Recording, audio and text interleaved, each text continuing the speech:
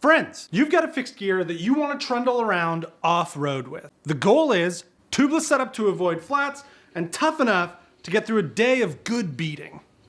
This section from here. This is what I did.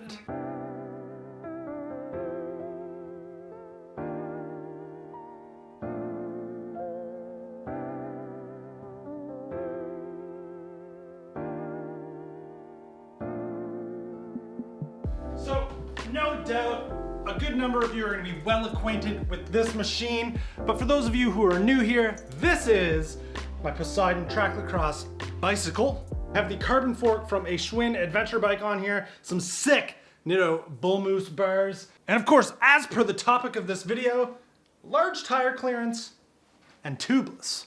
These wheels, they take a licking and they keep on a ticking. My Tracklocross wheel set is built up using an Alex Draw 2.1 rim, and I laced it to a Soma track hub that I just had. Honestly, if you ask me for a bike that you're absolutely going to beat the snot out of, I don't see a whole lot of reason for spending too much on anything too nice. So the beauty of this is these rims came from the Schwinn that I stole this fork off of. As a matter of fact, the whole front end, the fork and front wheel, came from that Schwinn. It just so happened to work out really well that I was able to use this hub and the spokes that were in the original wheel with the original hub and do a little bit of wheel building magic to make it work, but it did work. Beauty is those Alex Draw 2.1s, tubeless ready with tape on them. So these set up tubeless without any effort when you put some tubeless specific Panaracers on there, working very well. Now, the fact that I stole the rims from a very mass manufactured wheel is kind of my favorite part about it. One, I should be able to get any replacement as required, whether it's like kind or something similar, with relative ease without having to spend too much money. People are always upgrading their stock wheel sets on gravel bikes and mountain bikes. I'll just grab a wheel set from them if the time ever comes. And two, they're not so light and fragile like some aftermarket stuff that when I do have incredibly violent rim strikes, there's just a little dent and it doesn't really end up being the biggest deal in the world. We have, in the past, when a tire gets taken off of this, very much inspected the amount of dents that are on this. And without tooting my own horn, it is impressive. There's more dents than there is straight sidewall at this point. Pretty impressive. Still holding air, look at that. The sidewalls on these Draw 2.1s is pretty thick and robust, so I'm not surprised that it hasn't cracked or anything.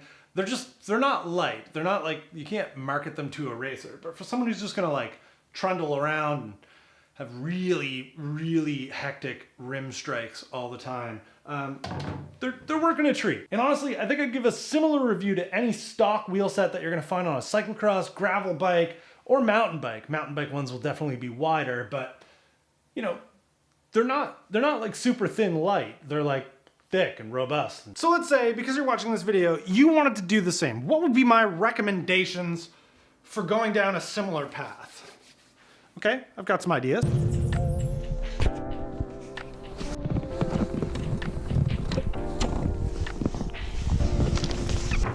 First, in my opinion, a great place to start is see if you can find someone who's upgraded their mountain bike wheels, their gravel bike wheels, their cyclocross wheels from their stock bike at some point, and is willing to let go of that spare wheel set for like a reasonable price. This is a Tracklocross bike. You want it to be bomb-proof. It doesn't need to be fancy. As a matter of fact, in my opinion, it shouldn't be fancy. Now, if you do get yourself into a set of mountain bike wheels, cyclocross wheels, gravel wheels, obviously the hub is not going to be the same. This is a fantastic opportunity for you to learn how to build wheels. I want to be really clear here. If you're gonna do a wheel build and put a fixed gear hub in this, in my experience, have gotten away with reusing the spokes. The hub flange diameter here is similar-ish to most track hubs. You can get something kind of close. So in my experience, and they haven't been perfect, I've been able to just swap out a hub reusing spokes, and then you've got your new rim. That is not a guarantee, but that is literally what I did with my Tracklocross bike. Two. This one's basically the same thing, but instead of trying to buy someone's takeoff, just I don't know, go online and look for a decent mountain bike rim. I was checking out Chain Reaction last night and they had like a Spank rim on there for 60 bucks, 32 hole, I don't know, like an enduro rim. That'd be so tough. It could be perfect. Obviously, if you're gonna go this route, some research really goes a long way. You're gonna wanna look at what your current wheel, that maybe you're gonna replace the rim into, what its ERD is, effective rim diameter, versus the effective rim diameter of whatever rim you're looking at. If they match up and they're within, I hate to give a tolerance, but if they're within a millimeter plus or minus of each other, you're probably good. Order that, swap the rim. You've got a really robust, decent Tracklocross wheel set. That is what I did with this old Easton wheel set. It was tubular, I was sick of tubulars, and I wanted a tubeless compatible rim brake option that I could swap in. This Velocity Quill had the same effective rim diameter as the Easton rim that was on here, direct swap. One big thing I would caution against due to the nature of riding a Tracklocross bike is avoid any super light cross-country rims. They dent and crack really easy. And the third, well, if this all seems a little daunting, intimidating, and too difficult, and you don't want to put the effort in, you could always just go through someone who custom builds wheels. It's just you rightfully have to pay people for that knowledge and that skill. But here's the thing about a professionally built set of wheels.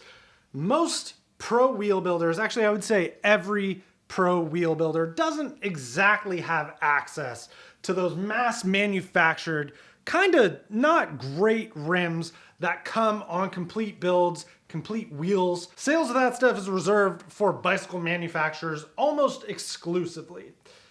On top of that, there's not like a lot of pro wheel builders who are going to be particularly happy to put together a used rim with probably like not exactly the right length spokes into another wheel. Like, they're just not going to want to do it. Everything's probably going to be new.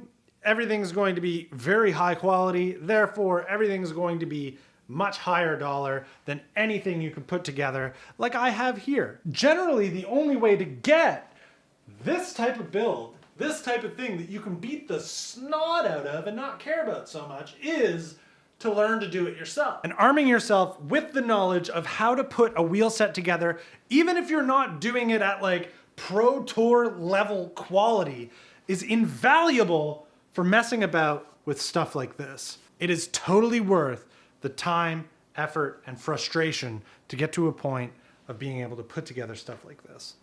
I promise you that.